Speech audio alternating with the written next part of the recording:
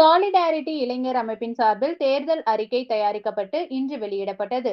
கோயம்புத்தூர் பத்திரிகையாளர் மன்றத்தில் நடைபெற்ற இந்த நிகழ்வில் அந்த அமைப்பின் மாநில தலைவர் முகமது ரியாஸ் தேர்தல் அறிக்கையை வெளியிட்டார். பின்னர் செய்தியாளர்களுக்கு பேட்டியளித்த அவர், எங்கள் அறிக்கை இளைஞர்கள் நலன் சார்ந்து வெளியிடப்பட்டுள்ளது. நாங்கள் கட்சி சார்ந்து அறிக்கையை வெளியிடவில்லை. நாங்கள் தேர்தலில் போட்டியிடவில்லை. எங்களுடைய அறிக்கையை அனைத்து கட்சிகளிடமும் வழங்க உள்ளோம் என தெரிவித்தார். தமிழ்நாட்டில் யூத் கமிஷன் தேவைப்படுகிறது என கேட்டுக்கொண்ட அவர், தமிழகத்தில் தொடர்ச்சியாக வேலை இழப்புகள் இருந்து வருவதாகவும், வருடம்தோறும் 5% இளைஞர்களுக்கு வேலை இழப்பு ஏற்படுவதாக கூறினார்.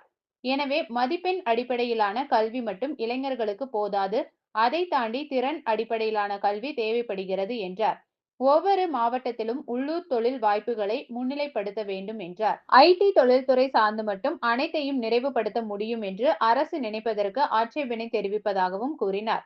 அந்தந்த மாவட்டத்தில் உள்ள தொழில்துறை சார்ந்து யூத் ரிசோர்ஸ் சென்டர் உருவாக்கி அந்தந்த மாவட்ட இளைஞர்கள் அந்த மாவட்டத்திலேயே வேலை வாய்ப்புகளை பெறுவதற்கு வசதிகளை ஏற்படுத்தி கொடுக்க வேண்டும் என கேட்டுக்கொண்டார்.